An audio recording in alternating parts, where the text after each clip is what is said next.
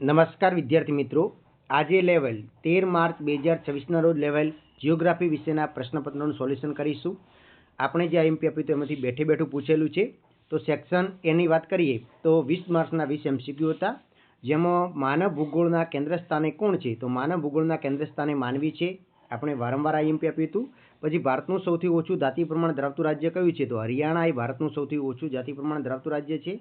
પછી કેનેડાના ઉત્તર ભાગમાં વસતા લોકો કયા નામે ઓળખાય છે? તો એસ્કિમોના નામે ઓળખાય છે.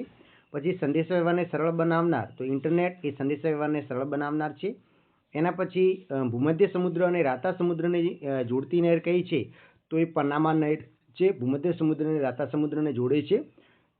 પછી ભારતમાં ટેલિફોન સેવાના વિકાસમાં વિશેષ ફાળો કોનો રહેલો છે? તો સામ પિત્રોડાનો રહેલો છે. પછી ચીન અને દક્ષિણ પશ્ચિમ એશિયાના મધ્યમાંથી પસાર થતા જૂનો માર્ગ કયા નામે ઓળખાય છે? તો રેશમના માર્ગ તરીકે ઓળખાય છે.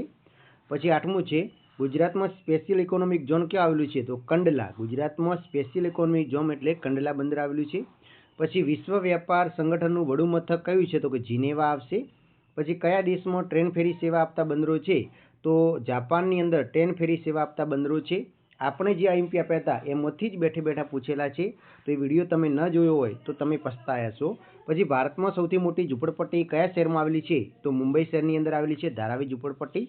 પછી નીચે આપેલી માહિતીનું કયું તત્વ સાંસ્કૃતિક નથી? તો અહીંયા ગ્રેનાઇટ છે ને એ સાંસ્કૃતિક નથી, બાકી બધા સાંસ્કૃતિક તત્વો છે. પછી બહુલક માટે કઈ સંજ્ઞા વપરાય છે? તો બહુલક માટે ઝેડ વપરાય છે. એક જ પરિમાણ ધરાવતો આલેખ કયો છે? તો સાદો સ્તંભ આલેખ એક જ પરિણામ ધરાવતો આલેખ છે. પછી નીચેમાંથી કયો આલેખ ગતિશીલતાનું સૂચન કરે છે? તો પ્રવાહ આલેખ એ ગતિશીલતાનું સૂચન કરે છે. પછી કોઈ માહિતીની તીવ્રતા કે ગીચતા દર્શાવવા માટે કઈ પદ્ધતિ વપરાય છે? તો રંગ છાયા પદ્ધતિ વપરાય છે. એના પછી 17મું છે, જીપીએસ પ્રણાલીમાં પૃથ્વી ફરતે કુલ કેટલા ઉપગ્રહો કાર્યરત છે? તો કુલ 24 ઉપગ્રહો કાર્યરત છે. પછી નકશાના કદને મોટું કરવા માટે કયું સાધન વપરાય છે? તો પ્લોટર વપરાય છે. આપેલા વિકલ્પમાંથી સોફ્ટવેરનું નામ જણાવો. તો માઇક્રોસોફ્ટ ઓફિસ એ સોફ્ટવેર છે. એના પછી આંકડાકીય માહિતીનું ઉત્તમ નકશાંકન કરવાની પ્રણાલી કઈ છે? તો GIS પ્રણાલી છે. સેક્શન બીની વાત કરીએ, એક વાક્યના પ્રશ્નો. તો કે સાંસ્કૃતિક પર્યાવરણમાં કયા તત્વોનો સમાવેશ થાય છે? તો સાંસ્કૃતિક પર્યાવરણમાં છે માનવ નિર્મિત જેટલા પણ તત્વો છે, જેમ કે રોડ છે, રસ્તા છે, કિલ્લા છે, મહેલો છે, બંધ છે, બરાબર, આ બધાનો સમાવેશ થાય છે. પછી વ્યાપારિક પશુપાલન દ્વારા કઈ કઈ પેદાશો મેળવવામાં આવે છે? તો દૂધ છે, દૂધની બનાવટો છે, એનું મોજ છે, એનું ચામડું છે, આમ અલગ અલગ પ્રકારની પેદાશો મેળવવામાં આવે છે. ઇન્ટરનેટના આંતરરાષ્ટ્રીય વ્યવહારનું ઉદ્ગમ કેન્દ્ર કયો દેશ છે? તો USA આવશે.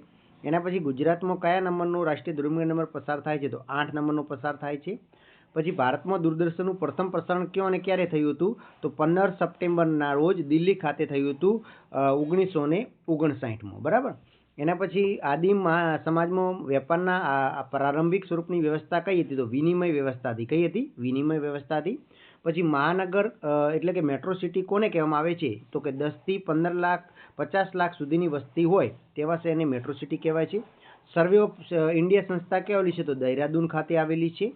અને આલેખ એટલે શું? આલેખ એ આંકડાકીય માહિતીનું દૃશ્યમાન અને ચિત્રાત્મક સ્વરૂપ છે. હાર્ડવેરની વ્યાખ્યા આપો. જેને કમ્પ્યુટરના એવા સાધન જેને આપણે અડકી શકીએ, સ્પર્શી શકીએ, જોઈ શકીએ, એને આપણે કમ્પ્યુટરના હાર્ડવેર કહીએ છીએ. તો વિદ્યાર્થી મિત્રો, આપણે 30 માર્ક્સનું તમારે 30માંથી કેટલા માર્ક્સ થાય છે એ કમેન્ટ કરીને જણાવજો. અને આઈએમપી આપે જે આપણો વિડીયો આપ્યો હતો 25 મિનિટનો જે વિડીયો હતો એ જોયો હશે, એનું કામ એકદમ સરળ થઈ ગયું હશે. હવે સેક્શન સીની વાત કરીએ તો બેઠે બેઠા આપણે જવાબ સાથે આઈએમપી આપણે એમાંથી જ પૂછ્યા છે. વય જૂથના પ્રકારો 3 પડે છે: કિશોર વર્ગ, યુવા વર્ગ, પ્રૌઢ વર્ગ. દ્વિતીય પ્રવૃત્તિના ઉદાહરણ આપી સમજાવવાનું હતું. ખનિજોના પ્રકાર જણાવો. તો અધાત્વિક અને ધાતુમય ખનિજ. સિલિકોન વેલી એટલે શું? સમૂહ સંચાર સાધનો કયા કયા છે? ઈમેલ એટલે શું? આપણા આઈએમપી આપણે આપ્યું હતું. વેપારી સંઘોની સદસ્યતા પર કઈ બાબત અસર કરે છે? વસાહતનું પ્રકારનું વર્ગીકરણ કરો. છૂટી છવાઈ વસાહત ક્યાં જોવા મળે છે? પર્વતીય પ્રદેશોમાં જોવા મળે છે. પછી ભારતમાં ગરમ કાપડનું ઉત્પાદન કેન્દ્રો કયા કયા છે? લુધિયાણા છે, શ્રીનગર છે, જમ્મુ કાશ્મીર છે. આપેલ માહિતીનો બહુલક શોધવાનો હતો. તો બહુલકની અંદર વધારે વખત રિપીટ થાય એવી માહિતીને બહુલક કહેવામાં આવે છે. તો અહીંયા તમે જોઈ શકો છો, તેવી 2 વખત રિપીટ થઈ તો બહુલક આવે તેવી. GPRSનું પૂરું નામ છે જનરલ પોકેટ રેડિયો સર્વિસ. એ પણ આપણે આઈએમપી આપ્યું હતું જવાબ સાથે. સેક્શન ડીની વાત કરીએ તો બેઠે બેઠા આપણે આઈએમપી આવ્યા હતા. નિશ્ચયવાદ અને સંભવવાદનો તફાવત, ખેતી આધારિત આનુષંગિક પ્રવૃત્તિઓ, શિકાર અને સંગ્રાહક પ્રવૃત્તિ વિશે નોંધ, સેવા ક્ષેત્રમાં રોજગારીની તકો સતત વૃદ્ધિ થઈ રહી છે, પરિવહન સંબંધી સમસ્યાનો ઉકેલ, સુએઝ નહેર વિશે નોંધ, કમ્પ્યુટરના ઉપયોગો જણાવો, ધ્વનિ પ્રદૂષણની અસરો, મેડિકલ વેસ્ટ તેમાં કઈ કઈ ચીજ વસ્તુનો સમાવેશ થાય છે, પછી મધ્યસ્થનો દાખલો શોધવાનો હતો, અને આંકડાકીય માહિતીને આધારે જે છે તો કે વિભાજિત વર્તુળ આલેખ આપણે આઈએમપી આપ્યું હતું, પછી ટપકા પદ્ધતિનો ઉપયોગ કરતી આપણા આઈએમપી આપ્યું હતું. બેઠે બેઠું આપણું જે આઈએમપી આપ્યું હતું 100% આપણા આઈએમપીમાંથી જ પૂછાણું છે. એમાં પછી વિભાગ એ થી લઈને એ સુધી. વસ્તી ગીતા પર અસર કરતા આર્થિક પરિબળો, પરિવહનના પ્રકાર જાણે વિશ્વના મુખ્ય સડક માર્ગો, ભારતના મુખ્ય આંતરિક જળમાર્ગો, શહેરી વસાહતનું કાર્યકારી વર્ગીકરણ, ભૂમિ સંસાધન સાથે જોડેલી સમસ્યાઓ, માનવ સંસાધન વિશે, પ્રદૂષણ અટકાવવાના ઉપાયો, અને નકશા પૂરતી પણ એક દિમેજી વધુ વસ્તી ધરાવતું રાજ્ય ગોવા છે, શહેરી વસ્તીવાળું. બરાબર. રાષ્ટ્રીય દુર્ગંધ નંબર 7 જે કોલકાતાથી મુંબઈ સુધી જાય છે. પછી નદી બંદર તો હુગલી ઉપર આવેલું છે, કોલકાતા બતાવી શકાય છે. પછી એક સાંસ્કૃતિક કેન્દ્ર, કોઈ પણ સાંસ્કૃતિક કેન્દ્ર બતાવી શકો છો. બરાબર. પછી સરદાર સરોવર તો નર્મદા નદી ઉપર ગુજરાતમાં આવેલું છે. એકદમ સરળ. તમારે જિયોગ્રાફીની અંદર 100 માંથી 100 કેટલાને આવે છે એ કમેન્ટ કરીને, અથવા તો તમારે કેટલા આવવાના છે કમેન્ટ કરીને